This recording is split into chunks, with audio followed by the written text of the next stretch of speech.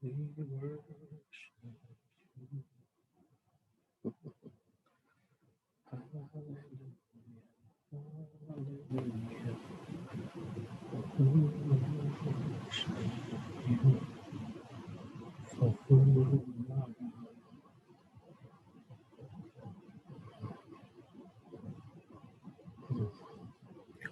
First day of the week.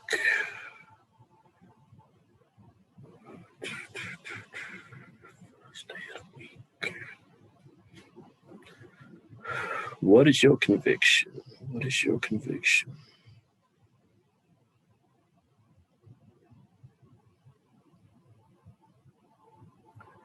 Give me a second here.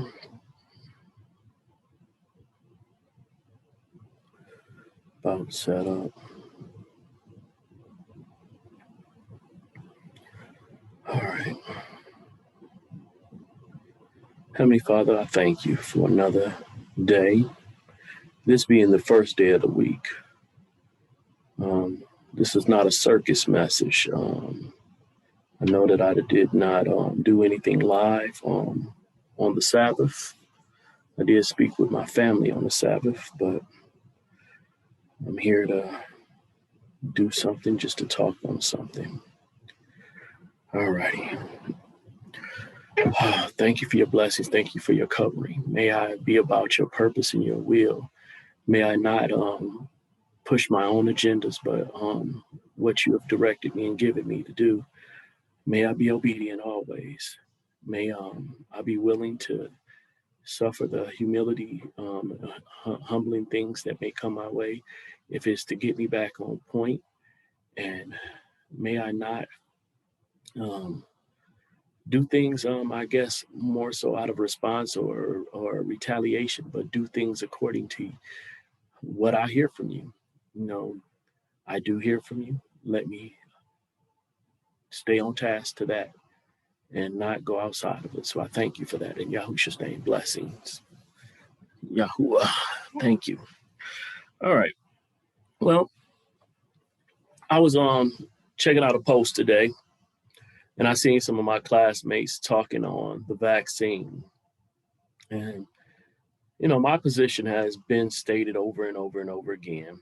I don't see why this body that I've been given, with its immune system that's developed to defend against things that may come in, especially if I take care of it, such as viruses, sicknesses, and things of that nature.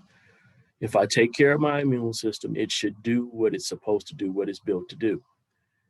I don't really believe that vaccines do that much to help the body, but actually injure the body. That's my personal belief. And, I'm not a doctor. And so I'm not here really to convince other people to do um, what they're not convicted to do. Me, myself, I'm convicted, and I believe that I should trust Yah and this body that I have. If I get enough sunlight, if I put the right nutrients in this body, I believe it should do what it's supposed to do. And, you know, I've had discussions recently about the vegan lifestyle, vegetarian lifestyle, compared to consumption of meat. I'm a meat consumer. I do believe that the lifestyle of eating vegetables and stuff like that is probably much better, but not for everybody. And so there should not be a force or a hard, heavy hand, I guess, to press people to do things the way that it works for them.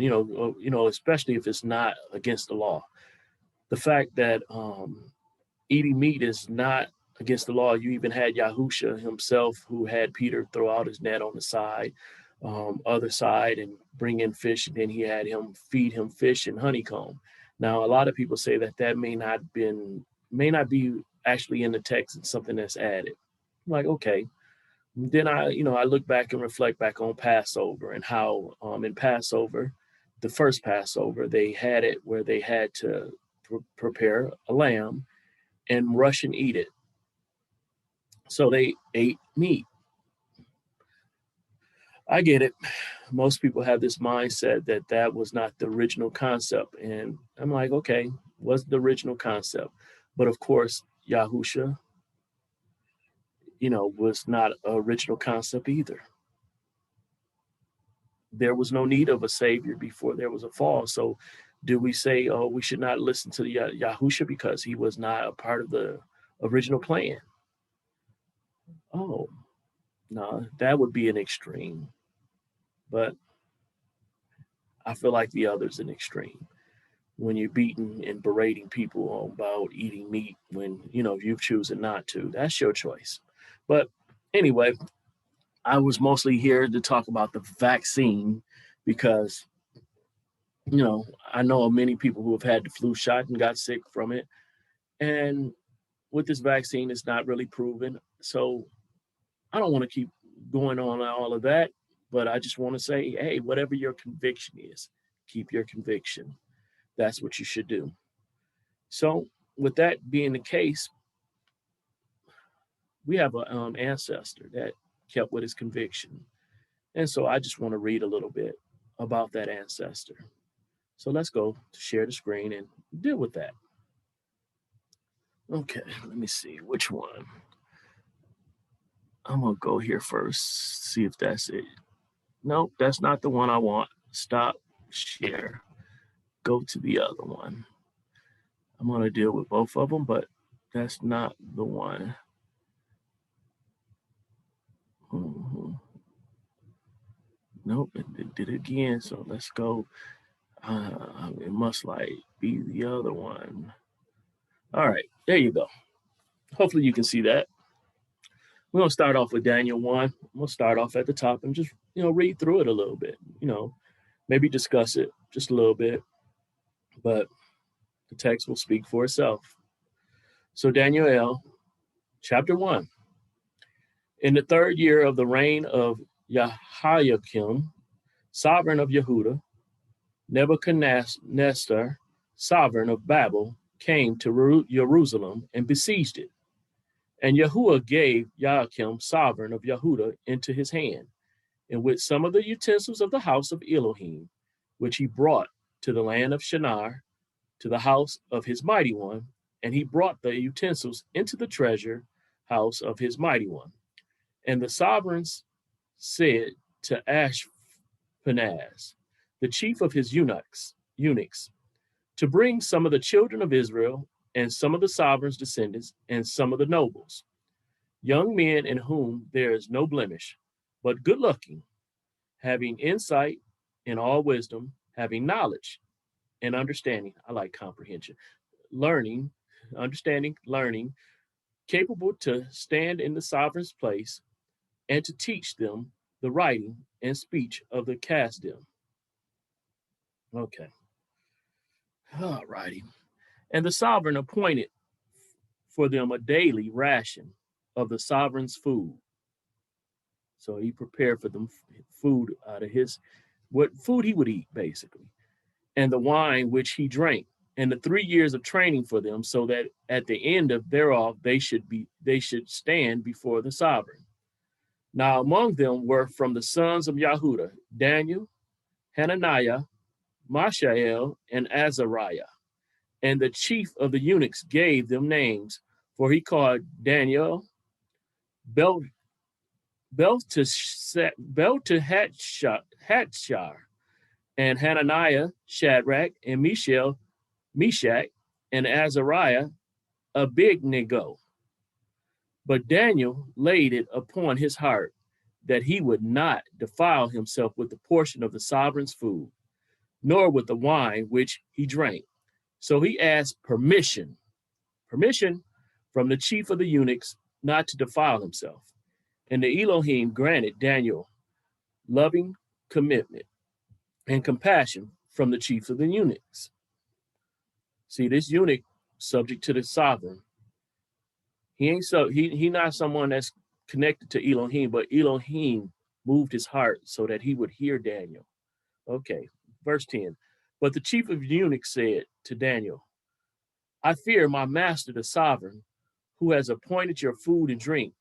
For why should he see your faces looking worse than the young men who are your age? then you would make my head guilty before the sovereign. Basically, if y'all don't eat this and y'all start looking unhealthy, he gonna wonder why, and I'm gonna have to tell him, and then I'm gonna be the one that's gonna have to deal with the judgment that comes down from him. And I ain't want to do that. So, okay, 11. And Daniel said to the overseer, whom the chief of the eunuchs had set over Daniel, Hananiah, Mishael, and Azariah, please try your servants for 10 days and let them give us vegetables to eat and water to drink. See, I spoke about vegetables. So instead of eating the king's meat, which probably sacrificed to idols, they said, just give us vegetables and water to drink, no wine. Then let our appearances be examined before you, and the appearance of the young men who eat the portion of the sovereign's food, and do with your servant as you see fit. So basically, compare us to those that eat that and us that won't be eating that, and see if there's a difference. Basically, just give us a test. Test in the spirit, huh? Yeah, that's my thing. Test the spirit. So yeah. Anyway, 14. And he listened to them in this matter and tried them 10 days. He gave them the test 10 days. And at the end of 10 days, their appearance looked better and fatter in flesh than all the young men who ate the portions of the sovereign's food. So they came out healthier, better. Hey, I acknowledge eating vegetables is better than meat, but it's nothing wrong with meat. Now, it's something wrong when you eat meat that's, sacrificed to other things, when that's what's been done, how would you want to partake in that? But anyway, 16. And it came to be that the overseer took away their portion of food and the wine that they were to drink and gave them vegetables. As for these 4 young men, Elohim gave them knowledge and skill in all learning and wisdom, and Daniel had understanding of all visions and dreams. But I'm going to end right there. You see, Daniel and those 3 other men, Hebrew men, they had convictions.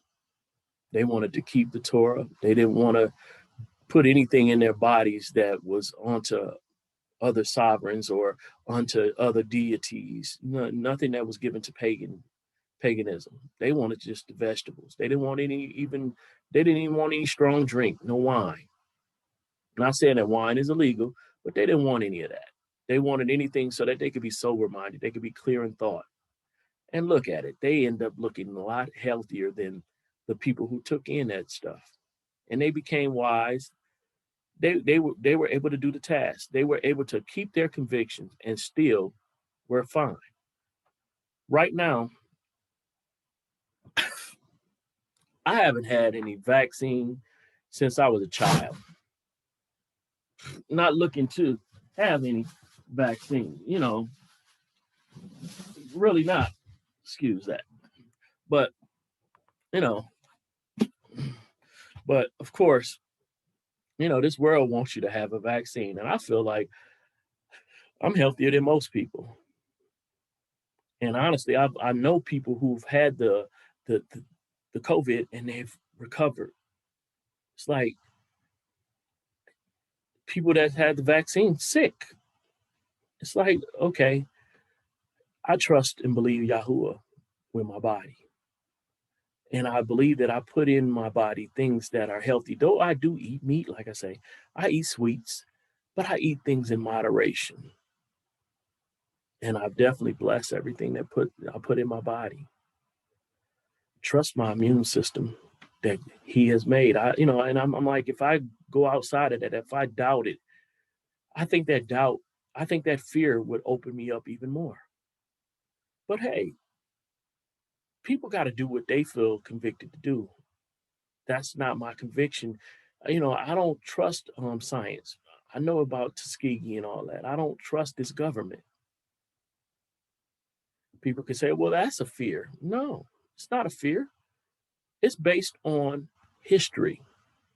Over and over, this nation has shown itself to be wicked towards the Hebrew.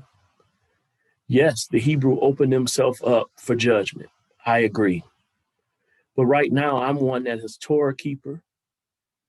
My household is established and set up to honor Yahuwah. This is a safe space. This is basically sanctuary. My home is. You know, I go out into the world to do whatever, but I come back here for sanctuary, to get away from the world. This is this is my safe spot. This is my first ministry, and this is the temple that he's given me, and I don't want to put that in there. You know, people say, well, what if they force you? I'm like, but if this land is so free as it says, why would they even contemplate forcing? If everything is about free will that people try to push and stuff like that, you know, people wanting to get the vaccine, they're free to do so. I'm not their judge. Go ahead. But me not wanting to should not be a hindrance to them. It's amazing though. I know people that have taken the vaccine and yet they still have to walk around with the mask. They have to do the social distancing. And I'm like, okay, if the vaccine is the solution, then why have not things returned back to how they were prior for you?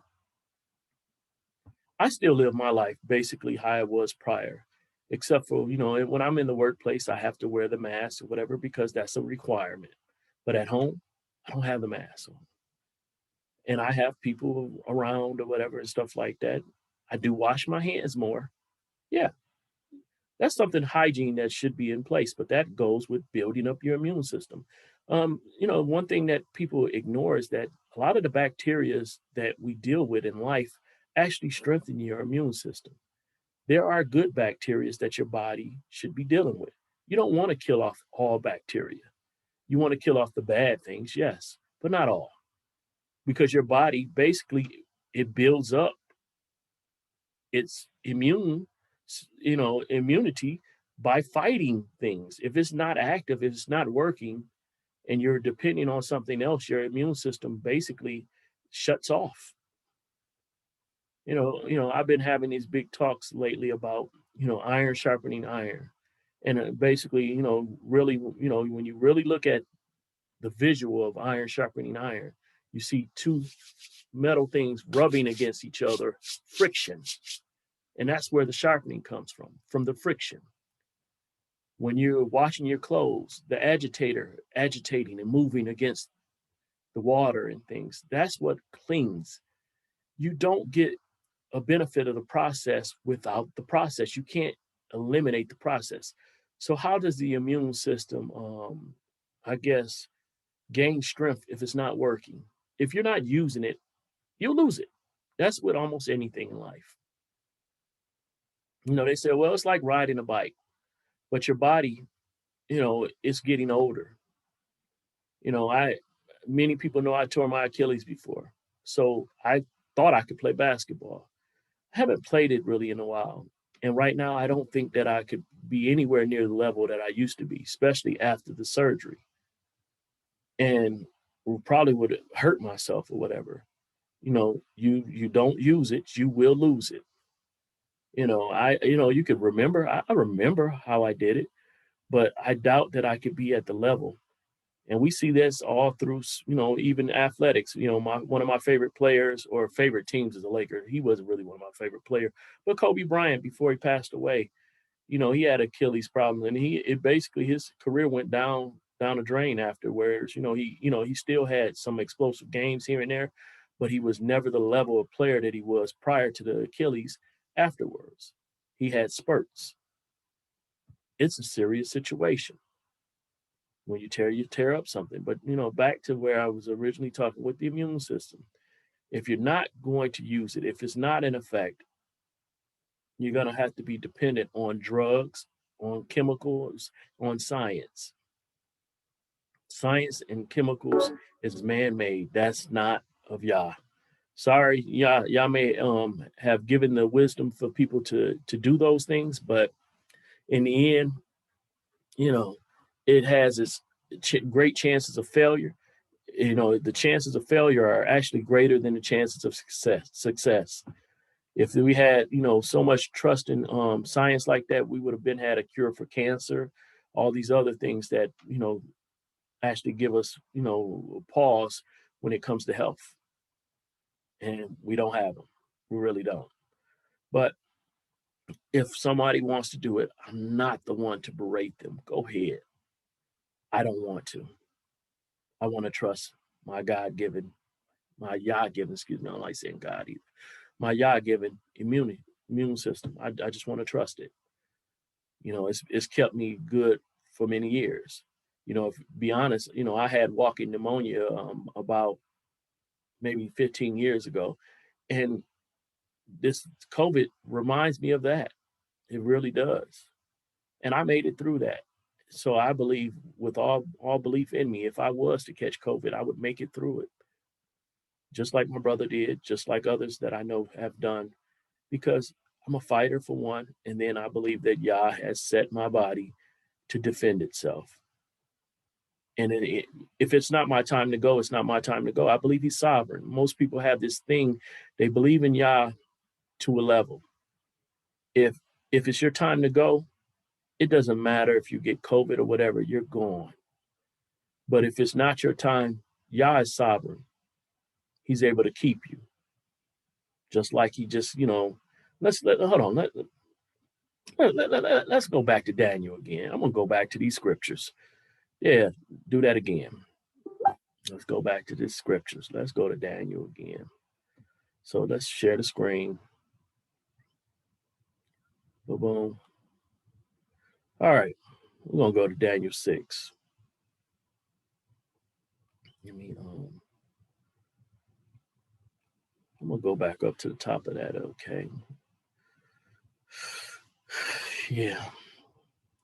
Daniel's a good dude there, or he's a pretty interesting ancestor of ours. Okay. Daniel 6. It pleased Darius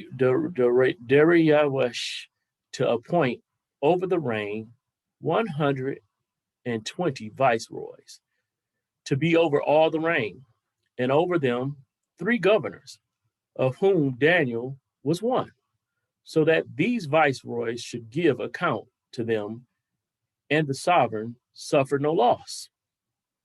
Basically, they're going to manage things. Yep. Verse 3. Then this Daniel distinguished himself above the governors and viceroys, because an excellent spirit was in him, excellent ruach was in him, and the sovereign planned to appoint him over all the reign. So Daniel, this Hebrew in bondage, is about to get a reward or get a promotion. But check it out. For verse 4. Then the governors and viceroys sought to find an occasion against Daniel. See, they was jealous. They like, oh no, how he gonna get this promotion concerning the reign? But they were unable to find occasion or corruption, because he was steadfast, and no negligence or corruption was found in him. See, Daniel was a man of character and integrity. See, this is what I want to be about: character and integrity. Try to operate like that. Maybe some don't believe I do, but hey, that's on them. Anyway, 5. Then these men said, we shall not find any occasion against this Daniel unless we find it against him concerning the law of his Elah, basically of his sovereign, the Most High. They had to basically have him violate something with the Most High, they figured, or use that against him. Verse 6. Then these governors and viceroys tumultuously gathered before the sovereign and said said this to him: Sovereign, Dare Yawish live forever. I think this is supposed to be Darius, that is the English or whatever. But anyway, all the governors of the reign, the nobles and viceroys, the counselors and advisors, had consulted together to establish a royal decree and to make a strong interdict or edict that whoever petitions any Elah, basically any mighty one, or man for 30 days, except you, O sovereign, is thrown into the den of lions. See, this is some old trickery here. They knew about this man's covenant and commitment and his obligation and his, you know, they knew basically his pledge is to honor the Most High. Now, O Sovereign, establish this interdict and sign the writing so that it is not to be changed according to the law of Medes and Persians, which does not pass away. So Sovereign Darius or Darius signed the written interdict. And Daniel, when he knew that the writing was signed, went home and in his upper room with his windows open toward Jerusalem, he knelt down on his knees 3 times a day and prayed and gave thanks to his Elah as he had done before. So this was his custom. He honored Yahuwah by praying 3 times a day on his knees in the window pointed towards Jerusalem. They knew this. They knew what he did. They knew what his see, in my mind clipped, but they knew basically what he had promised to do, or what he was his regular custom. They knew it. They knew what his conviction was. Right now, people know what my conviction is on vaccine. And I'm pretty sure it's going to be people that call me friends, that call me relative. They'll be the first ones that snitch me out and say, oh, he refuses to take the vaccine if they start arresting people or going at people with the vaccine, and that's sad, but that's going to probably be the case. It's going to be people that say they love me will be the ones pointing me out. I ain't, they do what they do, but they're going to be mindful of what I do, acting as if like I'm a problem to, them doing what they do. I already foresee it. And I'm gonna have to handle that because that's my conviction.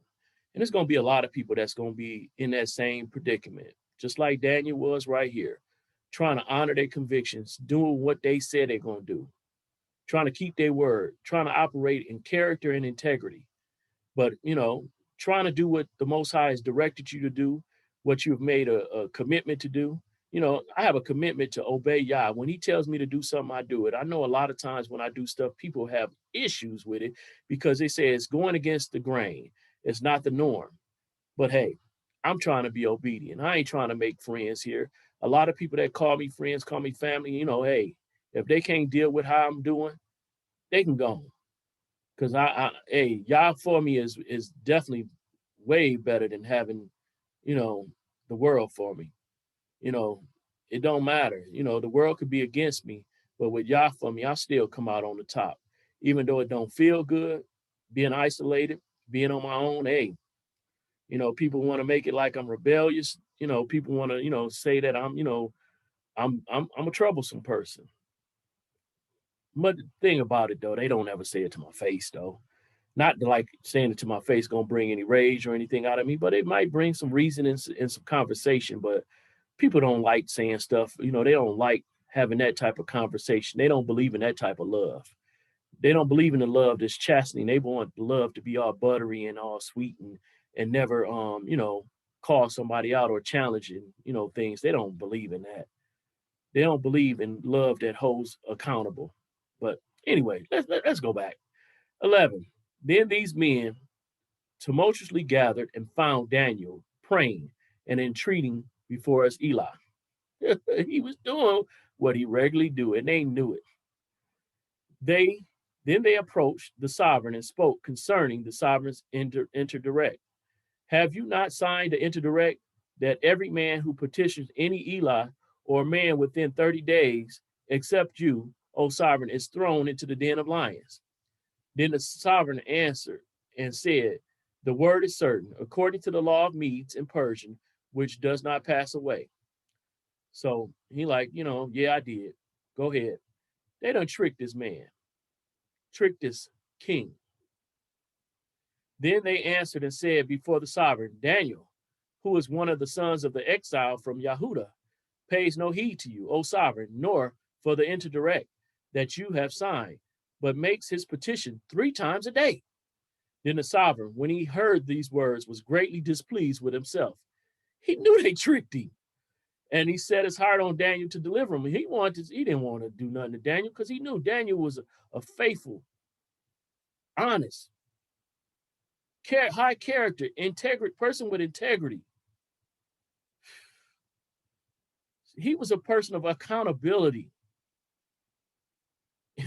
Daniel may stand out, but he's a person of integrity. And when it comes to somebody who's trying to be right, he ain't gonna do right by him. He was doing right by this king, even though this king was of a foreign nation, of a pagan nation. He knew Daniel was doing right by him, and he felt bad about this. Okay, and he labored till going down of the sun to deliver him. He didn't want to do this, so he hesitated in doing it. Okay, 15. Then these men tumultuously gathered before the sovereign and said to the sovereign, "Know, O sovereign, that it is the law of the Medes and Persians that any interdict or decree which the sovereign establishes not to be changed." So they're gonna use his words against him, his rules against him. They pressuring him. Then the sovereign gave orders, and they brought Daniel and threw him in the dens of lions. But the sovereign spoke and said to Daniel, "Your Elah, your Most High, your sovereign, whom you serve continually, he himself delivers you." This sovereign, pagan sovereigns, has more faith than these other folks, knowing, hey, if anything, your sovereign can save you. And a stone was brought and laid on the mouth of the den, and the sovereign sealed it with his own signet. So he basically his mark of approval, and with the signets of his great men, their mark of approval, that the situation concerning Daniel might not be changed. So what was done. So be it. And the sovereign went to his place and spent the night fasting. Look, he fasting, the sovereign fasting, praying to the Most High to save Daniel. That's something. When someone is supposedly your enemy is even, setting out to look for your best, or for you to come out of a situation. That's something. That is something serious. Those that were his peers set him up, but the one that was actually over him at the time, the physical person, was setting and fasting for him. Man. Okay, and no entertainment was brought before him, and his sleep fled from him. So he was without sleep. He couldn't even sleep. Then the sovereign rose up early in the morning. I don't like that word morning, but early in the AM, and hurried to the den of lions. Man, he like, let me go check. Let me check on Daniel. Let me go see. Let me go see. 20. And when he came to the den, he called with a grieved voice to Daniel. He like, oh man, I hope ain't nothing happen to Daniel. Man, please y'all don't let nothing happen to him. The sovereign spoke and said to Daniel, "Daniel, servant of the living Elah, has your Elah, whom you serve continually, been able to deliver you from the lions?" Then Daniel said to the sovereign, "O sovereign, live forever." He acknowledged the sovereign and told him, "Live forever." Gave him some recognition.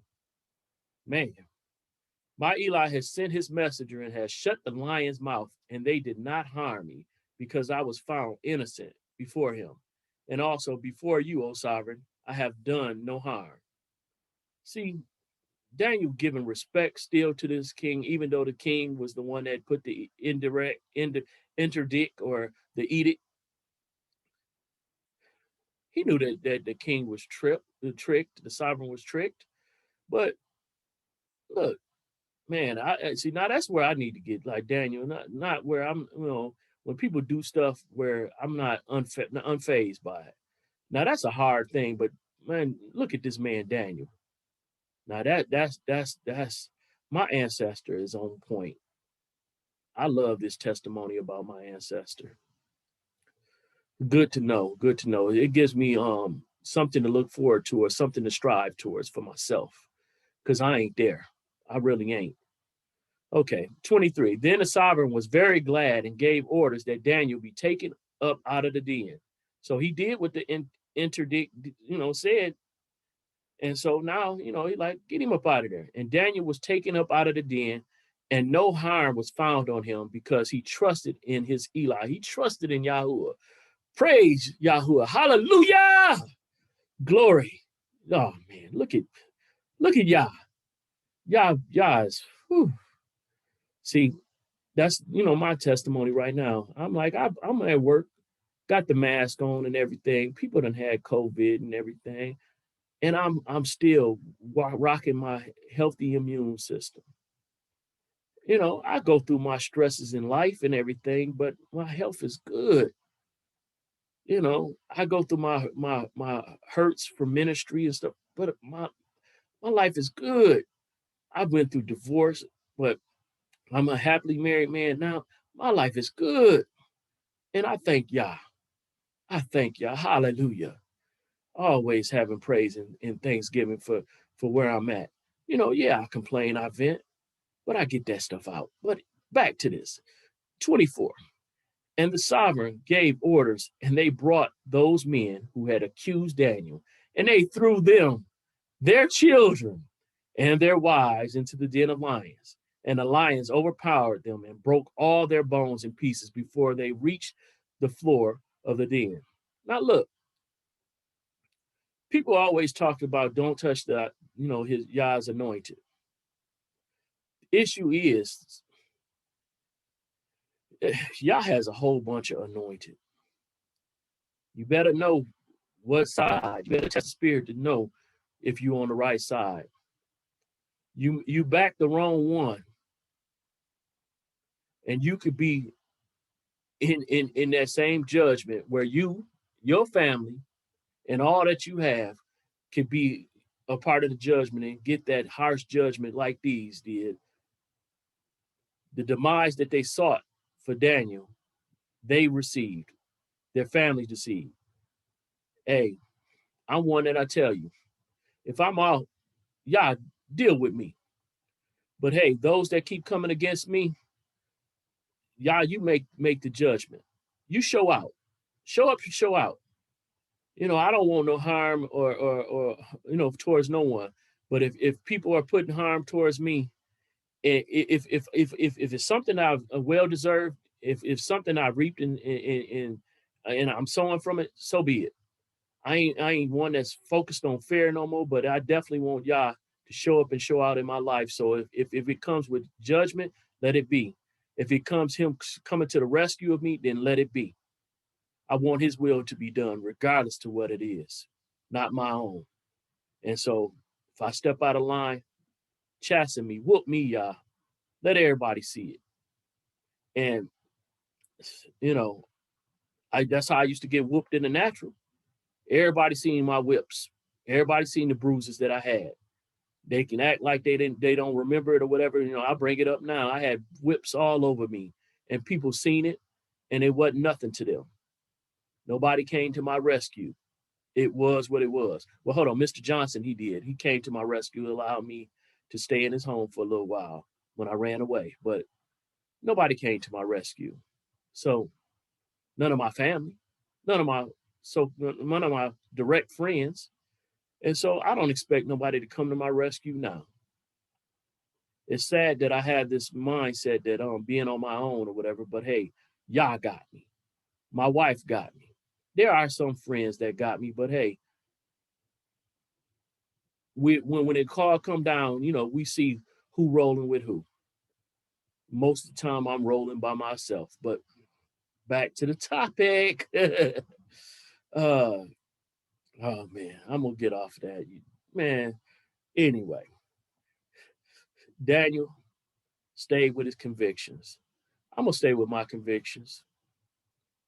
I ain't trying to step out of the line with Yahoo. I'm trying to do what I'm supposed to do. Trying to be bold when I step to the throne of grace. I offer much humility when I put forth transparently what I done been through. I ain't no better than none. Not trying to be better than none. Not trying to stand above none. I'll willingly accept the title of Moray, but I prefer being Ak and peer. If nobody else ever calls me Moray again, I'll be fine. Only time I really had issue was when I felt like it was out of disrespect that people stopped calling me that. But hey, even with that, I need to get past it. Whatever. Let them disrespect me. Let Yah take care of it. Yah before me, it don't matter if the world against me. I need to stand with my convictions and not worry about what anybody say. Be it someone that claims to be my friend, someone who claims to be my family, whatever. Because in the end, those same folks will probably be the enemies that'll try to turn me in. And got to be like Daniel, not even, not even be grieved by it, because y'all gonna end up doing what he do. The same pit they dig is gonna be the same pit they end up in, and I'm not gonna get no glory for it, and I'm not gonna joy from it. But it's gonna be what it's gonna be. So I don't know. I'm gonna just close this out. And I'm gonna ask you again. Whatever what are your convictions? And if you do have some convictions on stuff, what are you doing to solidify? Are you operating in integrity? Is your word your bond? If you say something, is it gonna be that? Is it? Hey, I'm used to people giving me their word and their word ended up being spit. People done said they see this, they see that, and then when it come down to it, they change gears. And I'm like, hey, I'm okay with that. When I don't build myself up on expectations to see what they saying, but when they get me in and they get me trusting, and then they shift gears, it catches me. And see, in the end, I still have to take that and say that's on me. It's on me anytime I trust anybody and they betray that. I still got to operate and allow sometimes to trust, but that's the thing. I got to test the spirit. I need to be seen. What's your fruit like?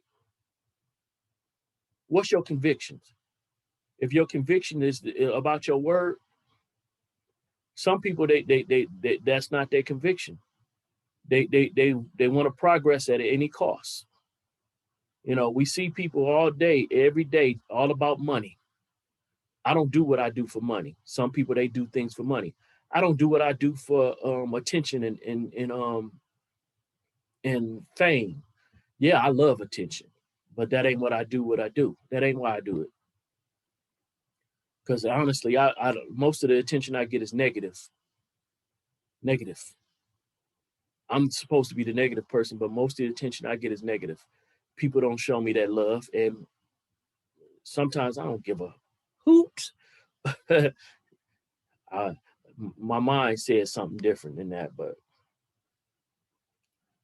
you know, before this COVID, I was isolated a little bit anyway. So social distancing, what is that? That's the norm. Though I like to be fellowship and stuff like that. Hey, can't make nobody fellowship with you. You can't make nobody relate to you. Be true to you. Be true to Yah. Be who He created you to be. Fill the void. When you see a need, fill a need. Praying is great, but when there's opportunity for activity, put forth that activity. When you got an answer that you're praying for, that you're able to actually physically do yourself, that prayer is in vain. I can cook. If a friend of mine comes to me and say they're hungry, and I got food in my refrigerator and food in my cabinets, and I don't give them no food, and I say I'm gonna pray for them, that ain't friendship. That ain't love. I have access and I have an over in abundance. And then if I don't be willing to give it out and help somebody that's supposed to be a friend, someone in need, that's not love. All right, Heavenly Father, I thank you for this day. May many of those that are claiming to be yours stand forth with their convictions. If they see no problem with the vaccine, then so be it. But if they do, let them have the strength to endure the persecution that may come their way. May you offer a way of escape. May you set forth ravens to bring forth sustenance to your prophets. Men or women, your prophet or prophetess, those that are speaking your word, those that are obedient to you, may they be able to be supplied, though they have moments of lack when it comes to the end, that their needs are taken care of and they don't die, they don't perish off of trusting in you. And let those that are willing to be martyred, those that are to be martyred, have the endurance and strength to say, hey, I still believe in him, even in the persecution, even in the death that comes. Because in the end, I'll spend time in his kingdom with him. This kingdom is going to be on this earth when all this time is over, and he restores the oneness to his assembly. All the other kingdoms, all the other nations will be those that become possessions of his kingdom, or there'll be no more. I thank you that conviction is hitting people. I don't want people to be feeling guilty. Don't want them to be feeling pressured, but want them to make a choice. What master they're going to serve, you or mammon, you or the world. I choose you. So if I step out of line, I'm yours to correct. No other man's. I'm accountable to you. And those that you have claimed as yours, I listen and heed to your voice that comes through men and women. I want to be accountable to you. I want to be I want to honor my convictions. You know, I said I was going to be a loving father. Said I was going to be a faithful husband. You know, I made a vow to be the only husband to my only one wife, and I'm doing that. I believe that polygyny is not against your laws, but it's not for me because I've made a vow, I've made a covenant, and I plan to honor it. I pray that all of us see that what we say out of our mouth, our words should be our bond, and that we look to keep those things. Don't raise people up just to humiliate them. Don't use our platform for our own selfish goals. Let it be about you always. Let our let our yea be yea and our no be no. I thank you for that. In Yahushua's name, blessings and shalom. This first day of the week, this is not the Sabbath, but thank you for letting me still speak. Hallelujah. Rambling is not always a bad thing. Sometimes you can go off the topic and still have great points. Blessings and shalom. Your aunt, Shanquilla Carter. Blessings and shalom.